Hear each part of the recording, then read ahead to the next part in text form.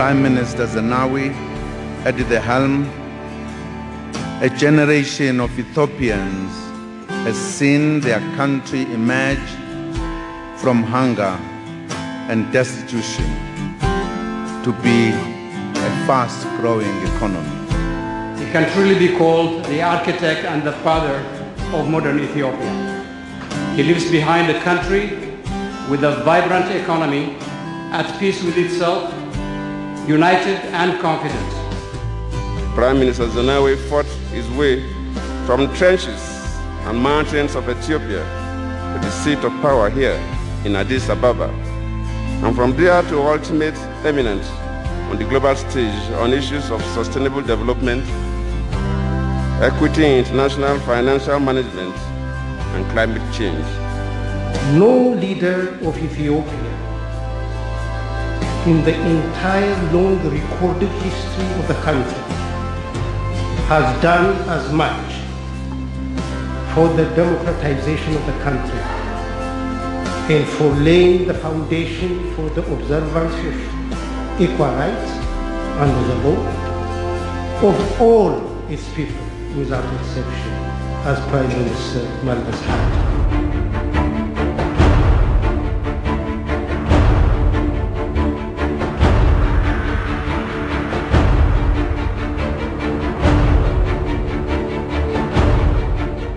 He was a visionary for his country, for his region, and for Africa as a whole, defending the interests of the continent in the international fora. A man who very often could make the difference in a lot of difficult issues and challenges. Prime Minister Meles lived a full life in the service of his country, Africa, and the world. He transformed Ethiopia's economy, reduced child mortality, built its infrastructure, creating a foundation for a new era of Ethiopia's progress. Meles led from the front with other leaders in working for the stability of this region, in mediating in such places as Sudan and Somalia. And as in everything he did, he spared no effort, and he did not shy away from taking tough but right decisions to bring peace and security to our region. Honorable Meles was a friend. He left footprints, but let me say this, those footprints will never be erased, his dream will never die, and his vision shall live forever. Learn from the achievements and dedications of Prime Minister Meles Zenawi.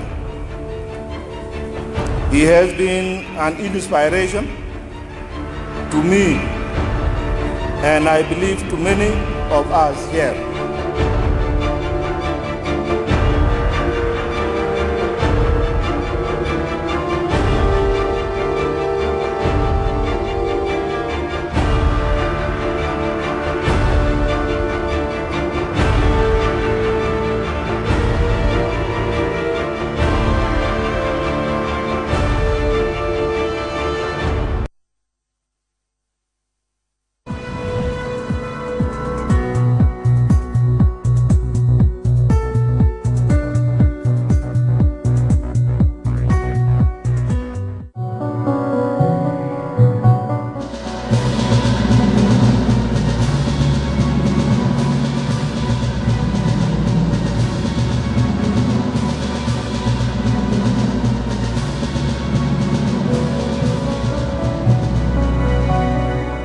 Internationally admired leader for his socio-economic and political achievements.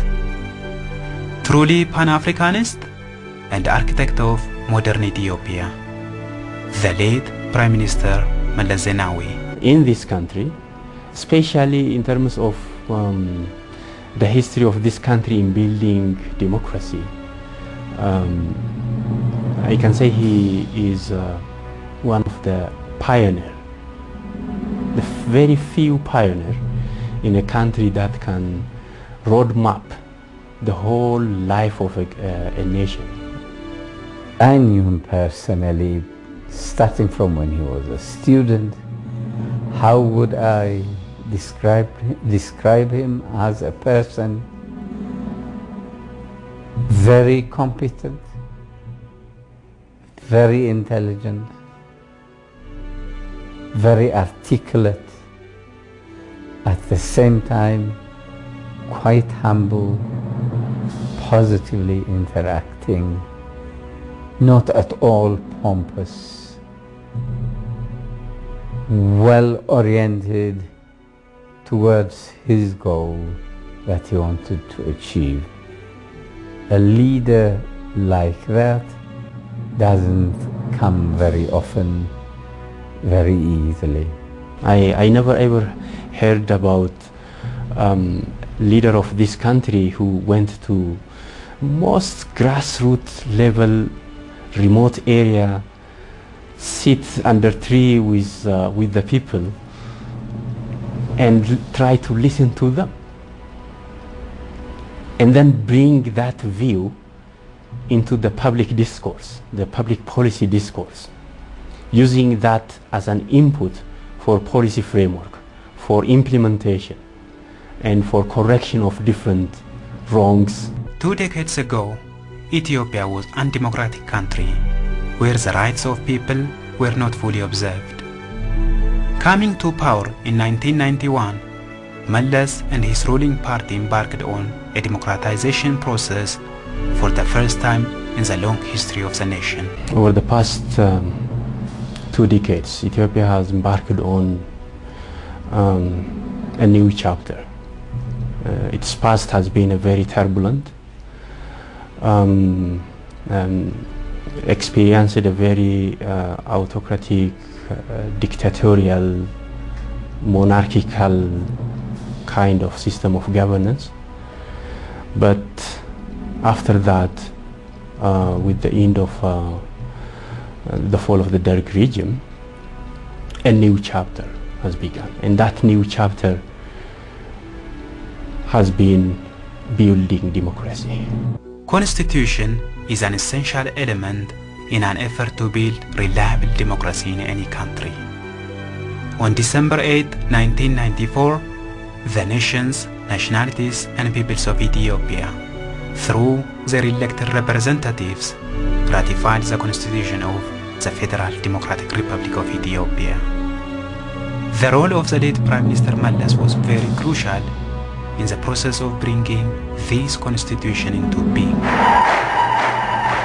He has been very instrumental in having his own contribution towards the content of the constitution which the country is now being governed. And then after that, practically putting in place, not only contributing his views, but also contributing towards what have been achieved in theory into practice. In terms of opening up the political system, in terms of introducing a kind of civilized debate, public debates over different kind of issues in this country. As a behavior that can be considered as listening, opening debates, putting your own view and positions also on the table so that people can choose the best out of it. The current constitution of Federal Democratic Republic of Ethiopia was not copied from other countries, as it was the case with the constitution of previous regime. It was derived from the socio-economic and political context of the country. At the time the constitution was adopted, why that constitution was adopted, and what was the situation that compelled for the adoption of that constitution. the constitution that introduced democratic system of governance. The constitution wants to achieve two goals. One is a politically unified, coherent society, an economically unified, coherent society. This is the two major goals. You can simply look at the preamble of the Constitution and understand these two goals that the Constitution wants to achieve in this country. After the Constitution was adopted and later implemented, Prime Minister Mallas and his ruling party were busy in the effort of building an institutional and legal framework, which is very crucial for the exercise of democratic rights and the implementation of democratic governance.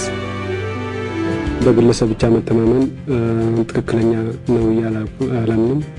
የኢትዮጵያ መንግስት የምናቋቁመውና የምናስፋፋው ስርዓት በግለሰቦች ላይ ተንጠለጠለ ሳይሆን በህጎች እና በተቋሞች ላይ የተመሰረተ መሆን አለበት የሚል ነው ያለን።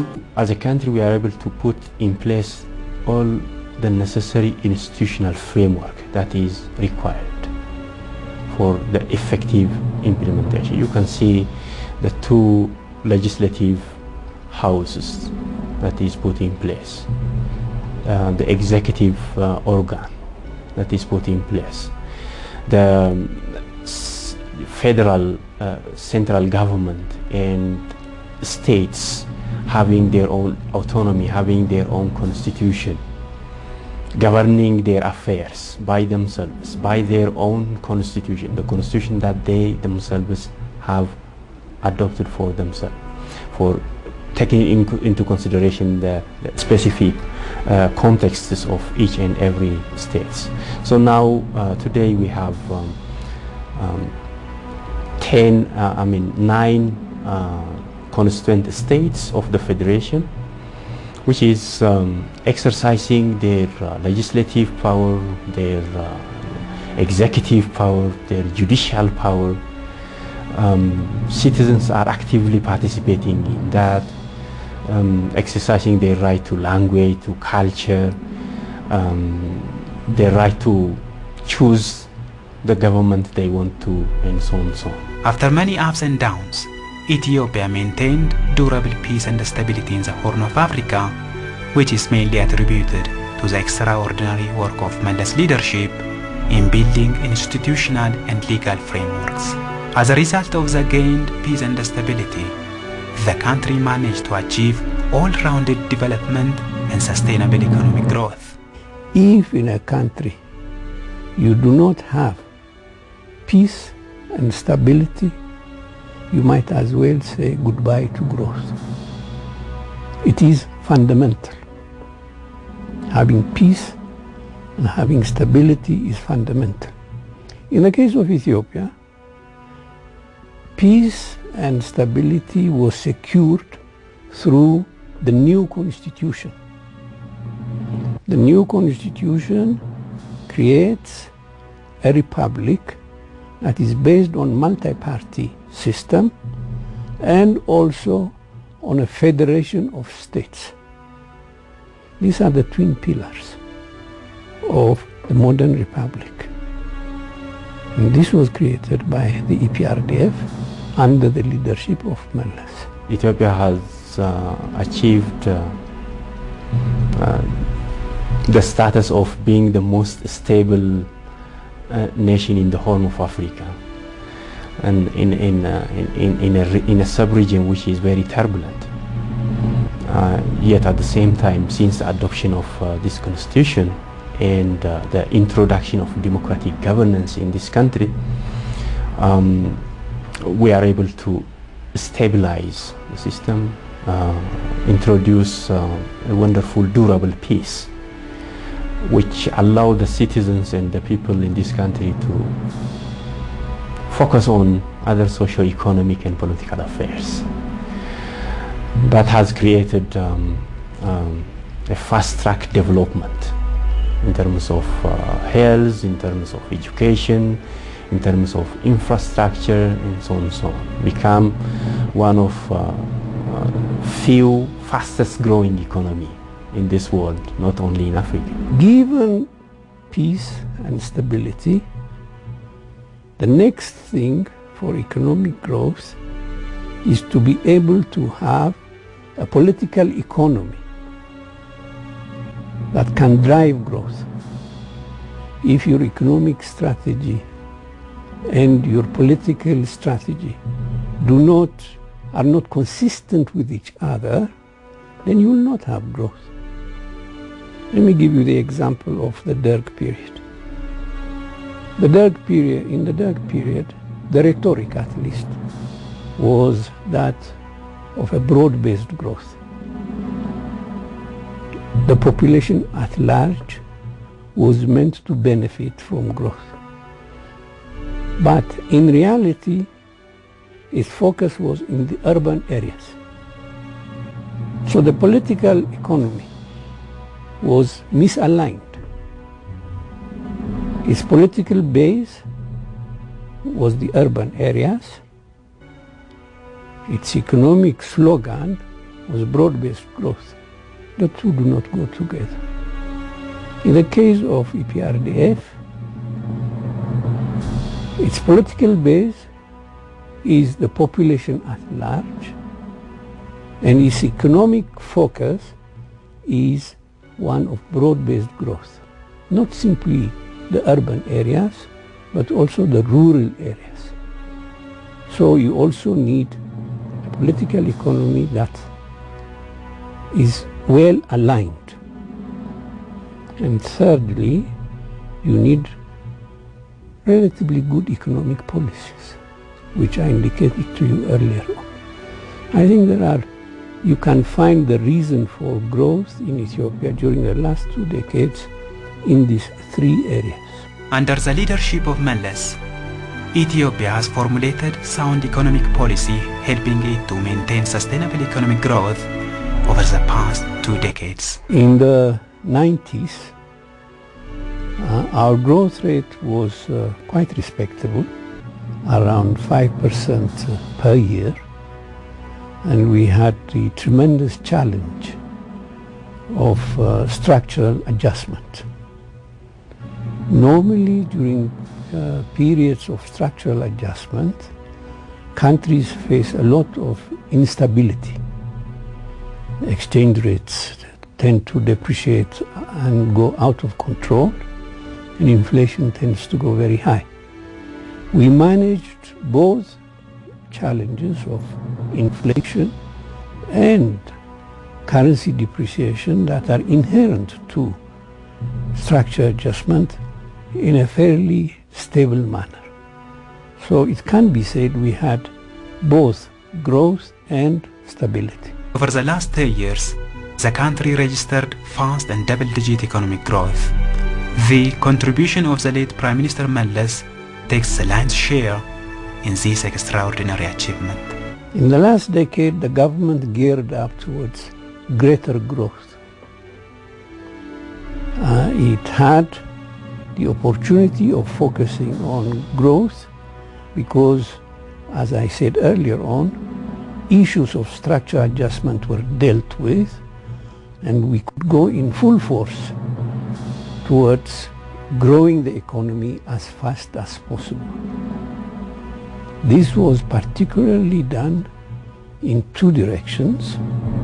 One was growth of exports, which over the last 10 years more or less trebled, and the other was in investment in infrastructure, in various other activities, including real estate development in different parts of the country. ከማደርግባቸው የገጠር ልማት የጥናትና ምርምር ስራዎች የሚገርሙ ሁኔታዎችን ለማየት ችያለሁ። ያ ምንድነው? በህዝቡ ገቢ፣ በህዝቡ አኗኗር፣ በህዝቡ አመጋገብ፣ በህዝቡ የመኖሪያ ቤት ሁኔታ ላይ መሻሻሎችን በደንብ አይቻለሁ። Through the leadership of Meles and after his passing away, Ethiopia has been striving in a way that all citizens could benefit from the country's economic growth. With a federal system of government, if you want it to be viable, then you must have more or less even distribution of growth geographically. So the commitment of the late Prime Minister on this front arises out of the very system that he has put in place. The late Prime Minister Mallas was the only African leader in arguing the concept of developmental state at international stage. He firmly believed in the very capability of the realization of the developmental state to lift out his country and a continent out of poverty. The Prime Minister was at the center of it all. But if we want to define specifically contributions that can be clearly attributed to him, there are possibly two areas. One is the concept of developmental state. The concept of developmental state came from him and him alone. I'm an economist. I have been trained in standard economics, but I must say the idea of developmental state had escaped me, and so was the case with my colleagues. So if today we have developmental state, it is he who introduced it. The second contribution of PM Mallas is his capacity and willingness to think big. He came up with the whole concept of big jump, particularly in the last decade. So in these are two fundamental contributions of the Prime Minister in the economic field. Mallas Zenawi suddenly died on August 20, 2012.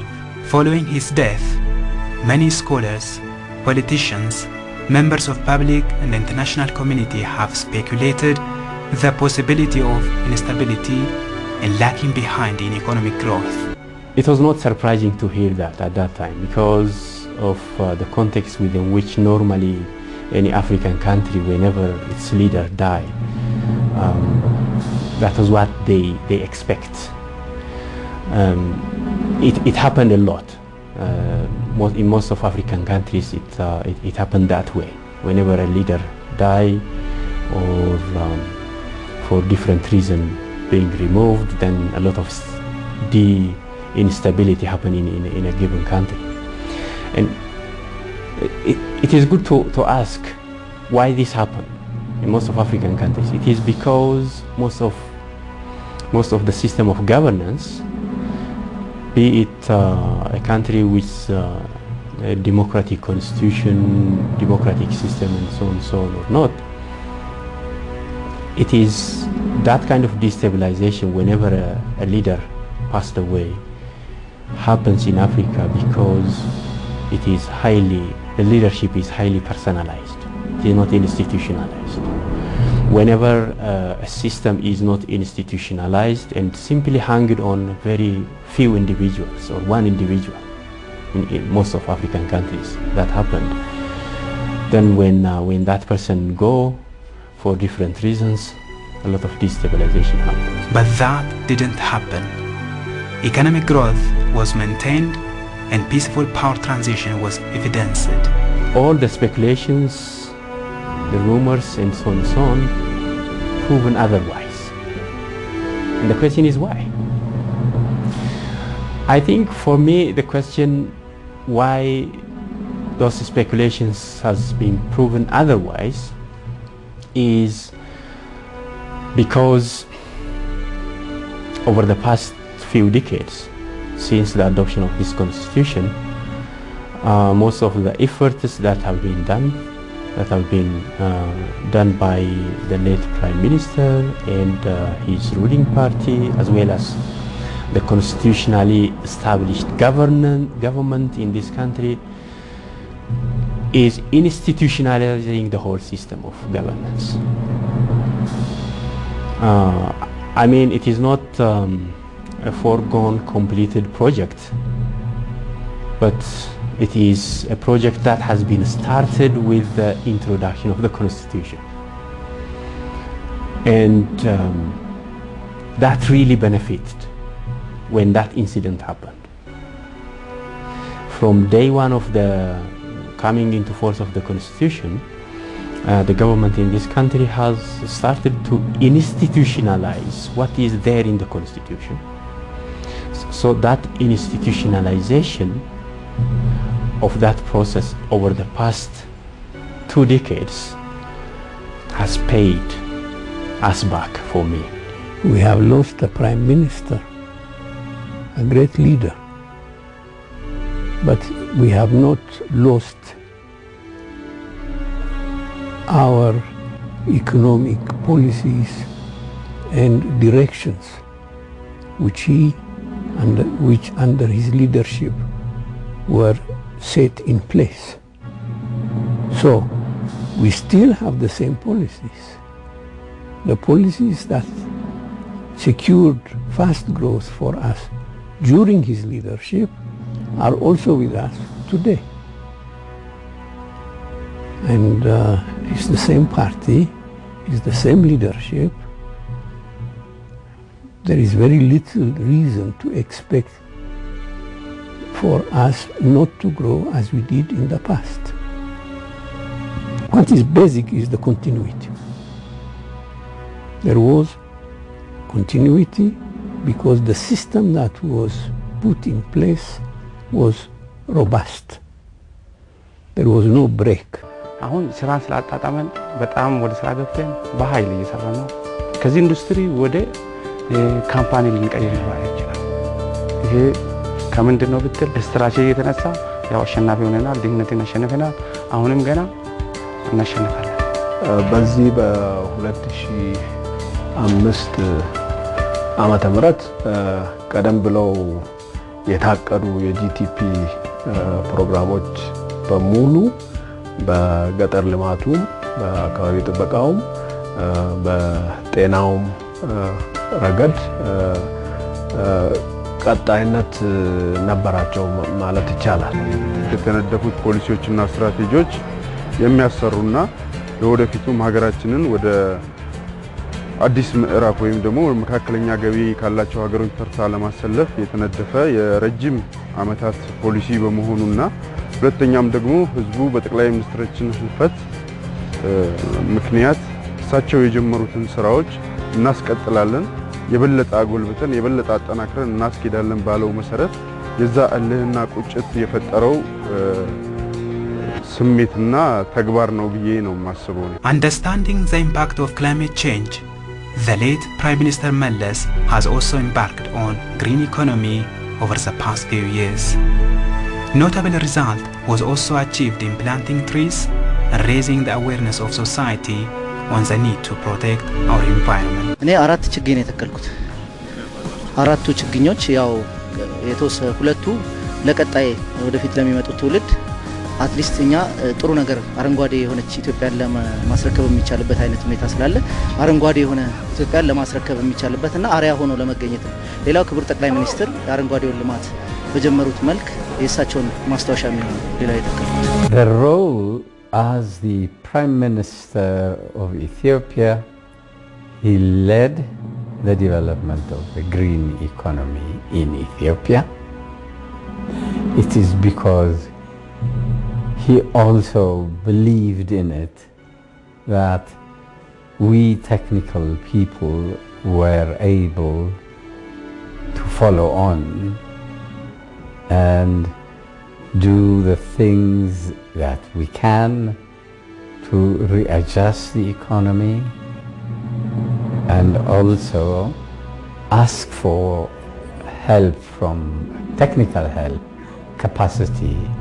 technical capacity from abroad in those aspects for which we do not have the capacity. So this is internally in Ethiopia.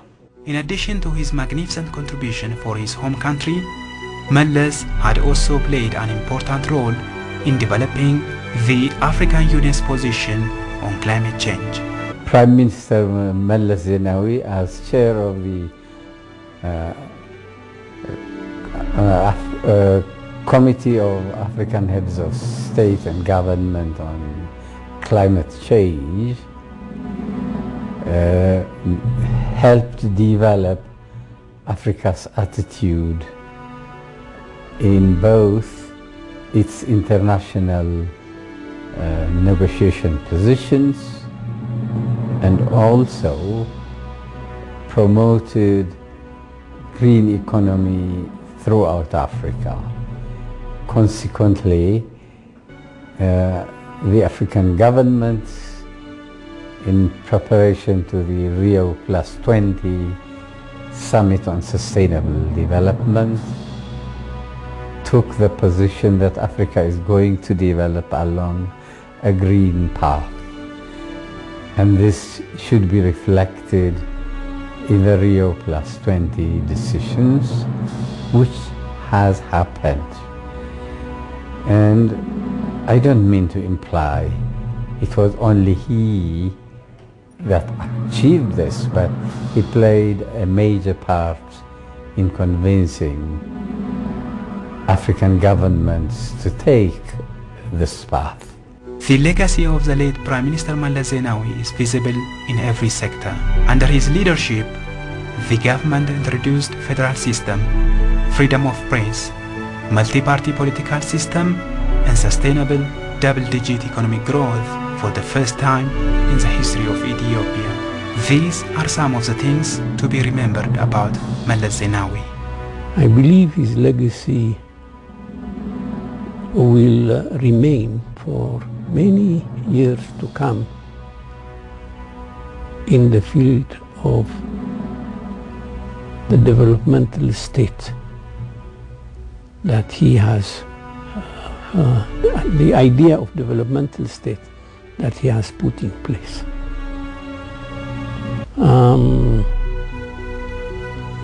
If you want fast economic growth, that also pays attention to equity, then I think it is of paramount importance that you allow the state enough space, enough room to guide the economic growth. And that in our context means the sustained application of the developmental state in our economic life. Unfortunately, he has left us, and therefore it does not become his responsibility. It is the responsibility of those of us who have stayed behind to follow in fulfilling his vision.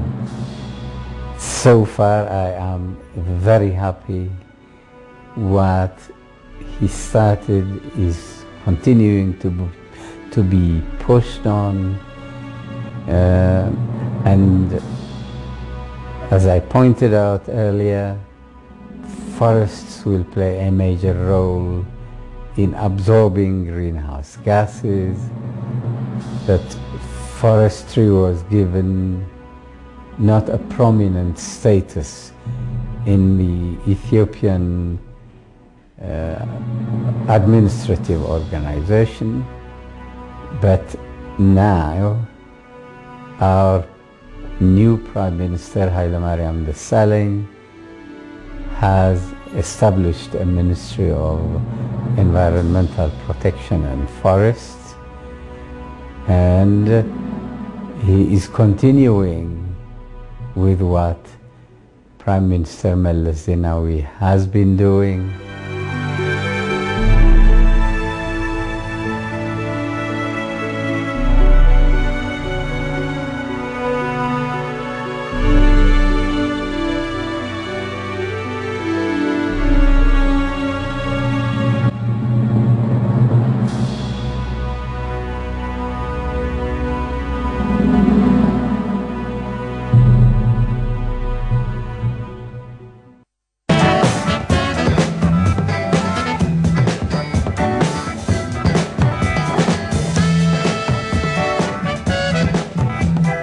Ethiopians and partners of Ethiopia marked first year of Mallas Zenawi Memorial in Addis Ababa at Gulale Botanic Center. The events aim at laying a foundation to maintain his legacy in institutional ways. Speaking at the opening of the memorial event, Ethiopian Prime Minister Haile Mariam Desalegn said the sudden death of the former leader is a great loss not only for Ethiopians but also for Africans. But Ethiopians are struggling their best to maintain his legacy and achieve his vision.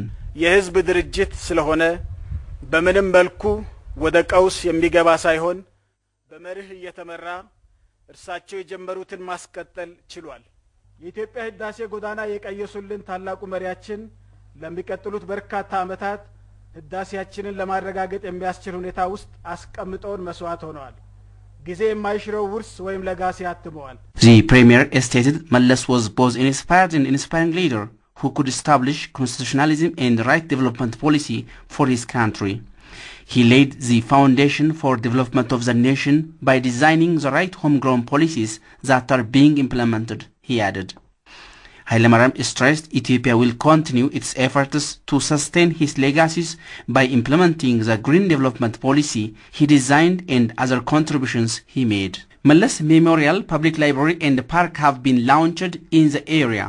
It will serve as center of excellence to maintain the contributions of the late Premier. Azib Masfin, widow of Mallas Zenawi and the chairboard of the Mallas Foundation, for her part narrated what the legend did in his lifetime for his people. የፈጣንና ፍትሃዊ ልማት ርብርብ እንዲቀጣጠል ፈር የቀደደ የዛሬው አዲሷ ኢትዮጵያ ሐናጺና መሪ ነበር። He was visionary leader that had worked to transform his country in all aspects. What Ethiopia used to be over 20 years back is different from the one we are living in now because he devoted his life to change the nation. The new generation needs to make up their mind to sustain his contributions. Eradicating poverty, maintaining peace and good governance, and changing the livelihood of Ethiopian people was his natural vision, as he remarked. She uttered he was real teacher and architect of his nation. He received the impoverished Ethiopia but transferred the developing and the changing nation to the new generation. Despite different negative views and opinions about his legacy, Ethiopians are working hard to sustain his legacy. She also asked the new generation to renew their commitment to transform their motherland. The newly launched Mallas Memorial Public Library and Park in Gulale Botanic Center shall also help maintain his legacy, she added. Leaders from Republic of Sudan, Kenya, Djibouti, Uganda, Rwanda, South Sudan and Somalia attended the event and paid tribute for the leader Africa has lost. Ismail Omar Gile, president of Djibouti, underscores that the continent has lost a irreplaceable leader who has competitive ideas. If one thing must remain, it is his work, his valuable ideas, his considerable knowledge, and his timeless vision of a great Africa. The president said, "We all are keen to maintain his contributions for us." Our duty to remember, in addition to the eternal love we have for him, will inspire us to honor all that he was by continuing the tremendous work. Regardless of time, the achievements he has contributed for Ethiopia and Africa are unforgotten, the president remarked. The foundation established to sustain his legacy helps to maintain his success and the vision for the next generations beyond the region. For Africa, in addition to being a charismatic leader, he participated in the revival of African institutions. President of the Federal Democratic Republic of South Sudan, Salva Kiir Mayardit, through his representative, expressed his shared grief and sorrow on the death of the Prime Minister. The President noted Mallas has contributed a considerable role for dignity of South Sudan and its peace and independence as well. The late leader had been voice of voiceless and contributors for Africa's economic growth. He mentioned the ongoing infrastructure development across the two nations. He called on the gathering to keep achievements of Mallas for the generation to come. Paul Kagame, president of Rwanda, who is also a friend of the prime minister, sent his message through his representative saying that Meles has dedicated his life searching for answers for challenges. The transformational leadership he had followed helped to reduce poverty in the country in the last 20 years. The green development policy he designed is one of the contributions he left for his people. Omar Hassan al-Bashir, president of the Republic of Sudan, stated on the occasion that Meles has played a significant role to resolve the conflict between the two Sudans and maintain peace in the region. Edward Kwanuka Sekandi, vice president of Uganda, has presented his heartfelt sorrow on the days of Meles. He stressed African leaders shall utilize the legacy of the leader for the good of the continent. Hassan Sheikh Mohammed, president of Somalia, has also expressed his sorrow over the loss of the leader on behalf of people of Somalia and himself. The president said the works of Meles has significantly helped Ethiopia to register a double economic growth in the last 20 years. We need to look back and see all the achievements that Ethiopia has been making for the last 2 decades under the leadership of late Prime Minister Meles Zenawi, such as the infrastructure, the human resources development, economic growth, and mega development projects which include farming and industrialization in this country. The role of Ethiopia to fight against extremism, poverty and other challenges under Meles' leadership was immense, he remarked. He expressed his hope that the new leadership will follow his legacy and realize his vision. If all African leaders united, they can solve any challenges they might face in the future in the region.